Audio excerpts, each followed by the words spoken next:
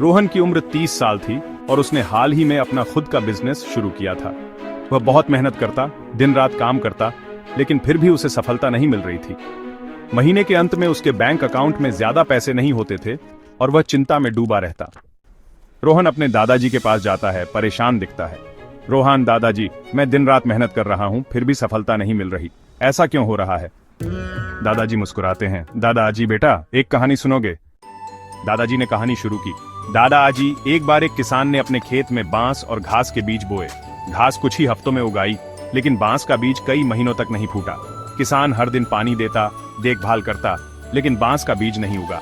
1 साल बीत गया, 2 साल बीत गए, फिर 5 साल बाद अचानक बांस का पेड़ बहुत तेजी से बढ़ने लगा। कुछ ही महीनों में वह 50 फीट ऊंचा हो गया।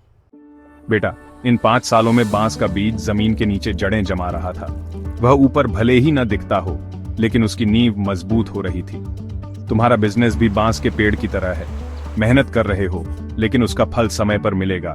बस धैर्य रखो और सही तरीके से आगे बढ़ो। जी, योग कर्मसु कौशलम, जिसका अर्थ है जो व्यक्ति कर्म में कुशल होता है वही सच्चा योगी होता है। सिर्फ मेहनत करना ही काफी नहीं, बल्कि सही दिशा में मेहनत करना जरूरी है। अपने काम में दक्षता लाओ, धैर्य रखो और अपने कर्म पर भरोसा करो। सफलता निश्चित मिलेगी। रोहन को समझ आ गया कि उसे धैर्य और कुशलता के साथ अपने लक्ष्य पर ध्यान देना होगा। उसने अपनी रणनीति बदली, सही प्लानिंग की और कुछ महीनों बाद उसका बिजनेस तेजी से बढ़ने लगा, बिल्कुल बांस के पेड़ की तरह। गीता हमें सिखाती है कि सच्ची सफलता केवल मेहनत से नहीं, बल्कि धैर्य, सही रणनीति और कर्मयोग के साथ आती है। अगर हम सही दिशा में कार्य करें और परिणाम की चिंता किए बिना अपने कर्तव्यों को निभाएं, तो सफलता निश्चित रूप से हमारे पास आती है।